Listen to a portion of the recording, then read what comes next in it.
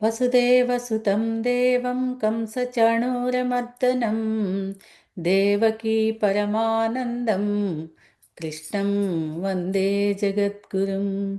శ్రీకృష్ణం వందే జగద్గురుం. భాగవత గేయసుధకి స్వాగతం.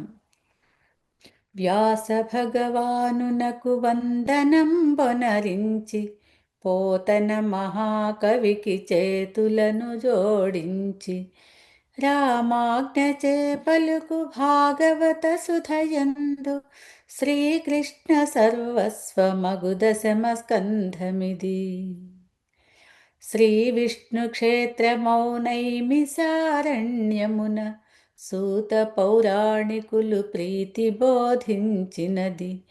విశ్వాత్ముడైన హరి విశ్వంభరత్వము భక్త పాలన కళా సంరంభతత్వము. శ్రీకంఠ చాపఖండన రాజమండనా సకల జన రంజనా ధనుజకుల భంజన రాకేందు చంద్రికా సమకీర్తి చందన రామ సీతారామ రామ భూపాల. శ్రీమద్ భాగవతంలోని దశమస్కంధానికి స్వాగతం. దశమస్కంధంలోనే మనకు దివ్యమైనటువంటి శ్రీకృష్ణావతార జనన ఘట్టం ప్రస్తావన చేసుకున్నాము. ఆ పుట్టిన శిశువు, చిన్ని శిశువు వసుదేవుడి ద్వారా రేపల్లె చేరి యశోద పక్కలో, యశోదకి కొడుకుగా రేపల్లెలో నందగోపుడి ఇంట ప్రారంభించారు స్వామి పరమాత్మ తన లీలల్ని. ఈ కంస మహారాజు ఏం చేశాడు అంటే, అశరీరవాణి చెప్పింది కదా, నిన్ను చంపేవాడు ఎక్కడో పుట్టి పెరుగుతున్నాడు అని యోగమాయాదేవి చెప్పి అదృశ్యమైపోయింది కదా ఆకాశంలో. దేశమంతా అందరినీ తన అనుచరుల్ని పంపించాడు. ఎక్కడ పసిబిడ్డలున్నా ఆ పసిబిడ్డల్ని పట్టి వధించాల్సింది. అప్పుడే పుట్టిన పుట్టి కందులను ఎవరున్నా వాళ్ళని వధించమని చెప్పి క్రూరంగా పంపించాడు.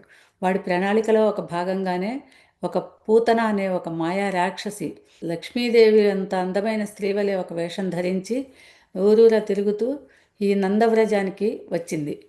అక్కడ వీధుల్లో సంచరిస్తూ ఉన్నప్పుడు నందగృహంలోంచి పసిబిడ్డ ఏడుపు వినపడేప్పటికీ పరమాత్మ ఆకర్షిస్తాడు కదా, ఎవరి కాలం అయిపోతుందో కాల స్వరూపుడైన పరమాత్మ పిలుపు వినిపిస్తుంది కదా. ఆ విధంగా వెంటనే నందవ్రజంలో ఉన్న ఆ నందగోపుడి ఇంటిలోకి ప్రవేశించింది ఆ స్త్రీవేషంలో ఉన్న పూతన. ప్రవేశించి ఆమె ఎలా ఉంది అంటే లక్ష్మీదేవిలాగా చక్కగా ఎంతో సుకుమారంగా అందంగా మెరిసిపోతూ ఉంది. లోపలికి సరాసరి వెళ్ళి ఉయ్యాల్లో ఉన్న బాలుణ్ణి ఒళ్ళోకి తీసుకొని ఆమె పాలివ్వడానికి ప్రయత్నం చేస్తూ ఉంది. ఈ అలికిడి విని లోపల నుంచి వచ్చినటువంటి యశోద, రోహిణి మాత వీరంతా కూడా చూసి, అమ్మో వద్దమ్మా, నీ దగ్గర మా వాడు పాలు తాగడు, వద్దు అని వారించబోతున్నా కూడా ఏమీ లెక్క చేయకుండా తీసుకొని పాలివ్వడం మొదలుపెట్టింది ఆ పూతన. ఇటులుండనొకనాడు కంసుండు పంపగా రాకాసి పూతనయే తెంచ యువతిగా నందగృహమున బాలు నాదంబు వినియేగే పాలు గుడిపించి బాలుని ప్రాణములు తీయ దుష్ట రాక్షసి కృష్ణు పాన్పు వద్దకు చేరి వారింపజూచువని తల లెక్క చేయక బాలకుని ఎత్తుకొని ఒడిలోన చేర్చుకొని పాలీయబోవగా బాలుడవలోకించి చూస్తున్నాడు పరమాత్మ అయినటువంటి ఆ బాలుడు. లోకేశుడైన ఆ గోపాల బాలకుడు పాలిండ్లలో విషము దాల్చు పూతనను గని రెండు గృక్కలలోన పాలను ప్రాణముల త్రావగా రాకాసి తల్లడిల్లెను వెరచి. ఒక చూపు అలా అవలోకించి చూశారు పరమాత్మ. చూసి వెంటనే ఆమె ఒడిలో చేరి ఒక్క రెండు గుక్కల్లో ఆమె విషపు స్తన్యాన్ని, దాంతోపాటు ఆమె ప్రాణాలని కూడా తాగేశారట పరమాత్మ. చావు దగ్గర పడగ మాయ రూపును విడచి భీకర రూపమున భూమిపై వడె అరిచి బాలకృష్ణుండు అవలీలగా పూతనను సంహారమొనరించె ఆ బాలఘాతకిని. పసిబిడ్డడి ప్రాణాలు తీయాలని మారువేషంతో వచ్చిన ఆ పూతనని ఒక్క క్షణంలో కృష్ణ పరమాత్మ ఆ వింత శిశువు బాలుడు ప్రాణాల్ని హరించి వేశాడు. విషనాగవైరి గరుడుని వాహనంబుగా విషము దాల్చిన శివుని తన ప్రాణ సఖునిగా విషభవ భవుడగు విధాతను కుమారునిగా కలిగిన విష్ణునకు విషము ఒక విషయమా. విషంతో ఆ పరమాత్మ అనుబంధం ఎంతనో చూడండి. విషనాగ వైరి, విషనాగులకు వైరి అయినటువంటి గరుత్మంతుడిని వాహనంగా కలిగి ఉన్నాడు. విషాన్ని గరళంలో దాచుకొని నియంత్రించిన పరమశివుడికి ప్రాణసఖుడుగా ఉన్నాడు. విషభవ భవుడు, విషము అంటే నీరు అని కూడా అర్థము. విషభవము అంటే జలజము, నీటిలో పుట్టినది. ఆ జలజంలో పుట్టినవాడు పద్మలో జన్మించినవాడు బ్రహ్మదేవుడు. కనుక విషభవ భవుని తన కుమారునిగా కన్నటువంటి ఇంత విషంతో అనుబంధం ఉన్నటువంటి ఆ శ్రీ మహావిష్ణువుకి ఈ పూతన చనుబాలలోని విషం ఒక విషయమా అన్నారు పోతన గారు.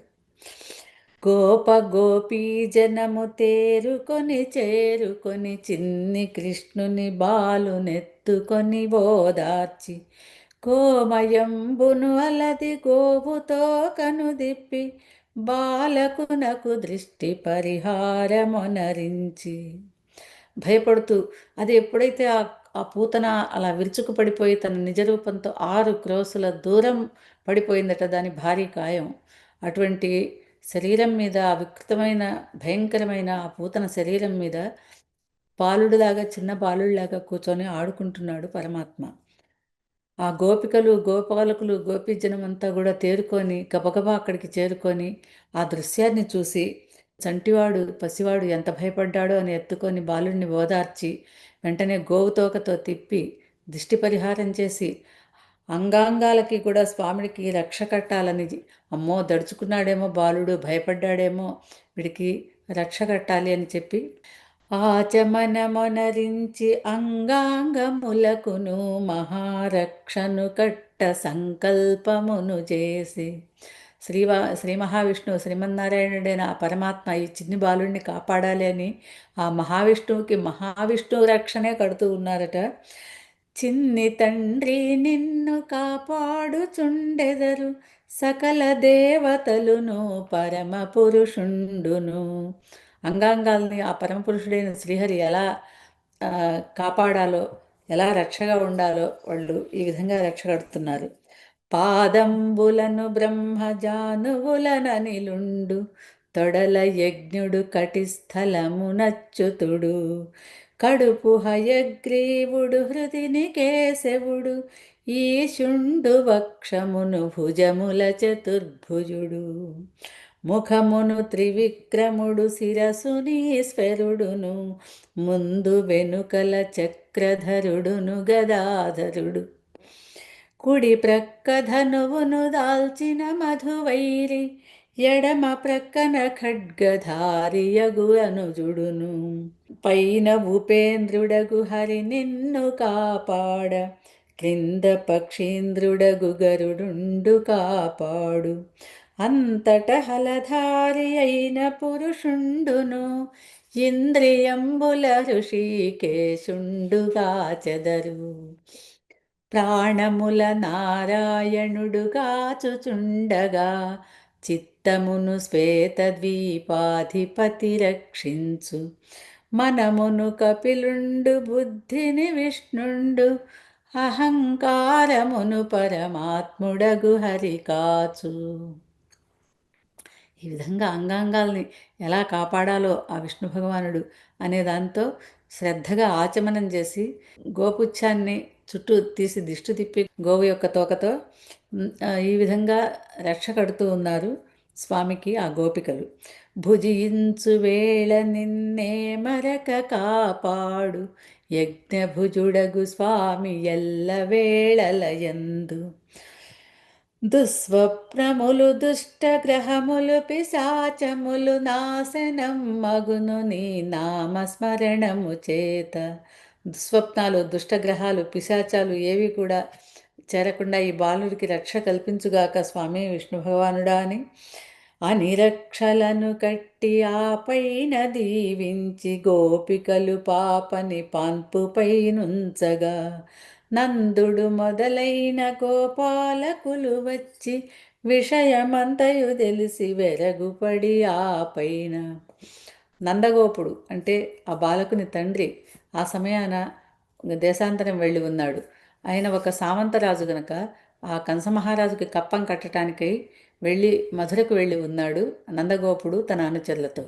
ఆ వెళ్ళిన నందగోపుడిని అక్కడ వసుదేవుడు కలుసుకున్నాడు. వసుదేవుడు నందగోపుడు మిత్రులు కలుసుకుని ఏవో ఉత్పాతాలు గోచరిస్తున్నాయి, పిల్లలు అంతా కుశలమే కదా, నువ్వు త్వరగా తిరిగి మళ్ళీ నందవ్రజానికి వెళ్ళమని వసుదేవుడు నందగోపుణ్ణి సలహా ఇచ్చాడు.